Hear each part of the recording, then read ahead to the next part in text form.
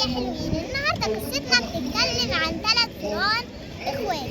ال3 فئران دول يا اصحابي كانوا عايشين في قصر كبير، وكانوا عايشين في حته صغيره في القصر ده، لان هما كانوا بيخافوا يطلعوا بره على احسن الحراس يشوفوهم ويموتوهم على طول. وفي يوم من الايام بعد ما هما كانوا جعانين خالص قالوا احنا لازم نعمل حاجه، احنا لازم نطلع ونجيب اكل. فراح يا اصحابي الفار قال انا عندي فكره حلوه، كل واحد يطلع يوم ويدور على اكل، عشان لو مثلا الفار ده ضاع او حد من الحراس مسكه، احنا الاثنين نروح ندور عليه. وكل واحد يطلع يوم ويدور على اكل ويجي يجيبه لنا. فاصحابي اول يوم طلع الفار الكبير وشاف يا اصحابي على الترابيزه قطعه جبنه كبيره حلوه قوي، وقال انا لازم اخدها لاخواتي، بس قال هو انا لو وديتها لاخواتي هياكلوها وانا كده مش هشبع وهيتبقى لي حته صغيره وانا اصلا اللي لقيتها. فقال انا عندي فكره، انا هاكل من الجبنه دي لحد ما اشبع وبعدين اديها لاخواتي ونقسمها كأن انا ما لقيتش غير الحته دي. وفعلا يا اصحابي الفار كذب على اخواته واكل يا اصحابي لحد ما شبع من الجبنه، وخلى لاخواته حته صغيره خالص وقال لهم دي الحته اللي انا لقيتها، يلا قسموها بقى علينا احنا الثلاثه. وبعدين يا اصحابي الاخوات الفارين التانيين المتوسط والصغير ناموا جعانين، وتاني يوم الصبح كان على الفار المتوسط ان هو اللي يطلع ويجيب لهم الاكل. ولما طلع يا اصحابي لقى عيش جميل طازه كده لسه طالع من الفرن، قال ده اما اروح اكله كله. قال بس انا لو اديته لاخواتي مش هيبقى لي غير حته صغيره، انا هاخد منه لحد ما اشبع وبعدين اقول لهم ان انا دي الحته اللي لقيتها. عمل يا اصحابي زي الفار اخوه، بس الفار اخوه الكبير ما قالهمش ان عمل كده. فعلا يا اصحابي طول ما هو ماشي في طريق عمال ياخد قطمه، كل يمشي خطوه ياخد قطمه، كل يمشي خطوه ياخد قطمه، لحد ما فضلش ربع الرغيف يا اصحابي وقسموه عليهم هما الثلاثه وباتوا برضه جعانين. وبعدين طلع الفار الصغير ولقى جنب الحارس النايم تفاحه، قال انا لازم اجيب التفاحه دي واحاول ان انا ما اجيش جنب الحارس قوي.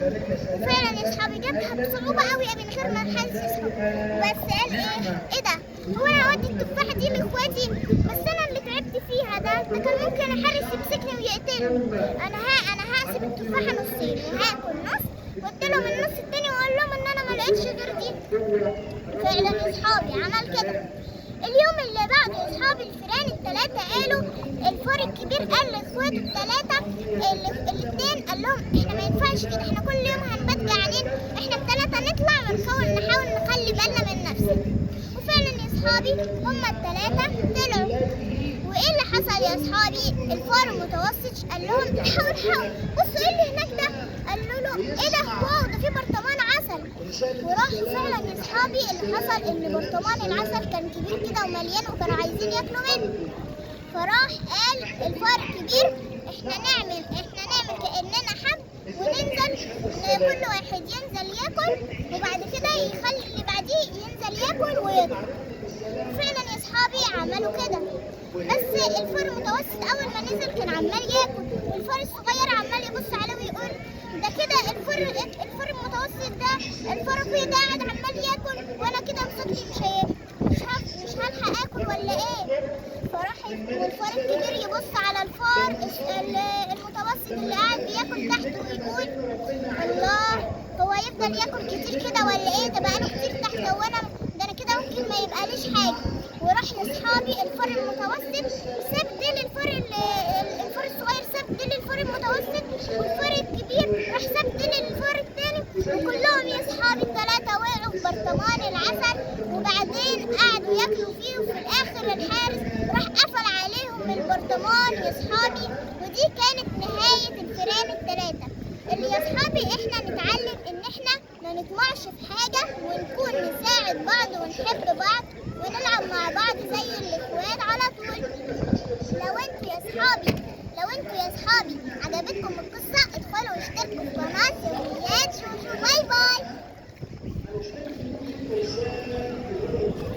ده يا اصحابي كنت اخويا بيسلم عليكم.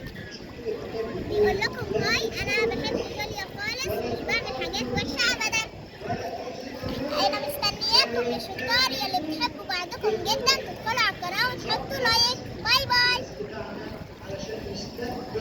ويدخل من ملك السلام زي ما قال لنا سلام الارض تكن. طيب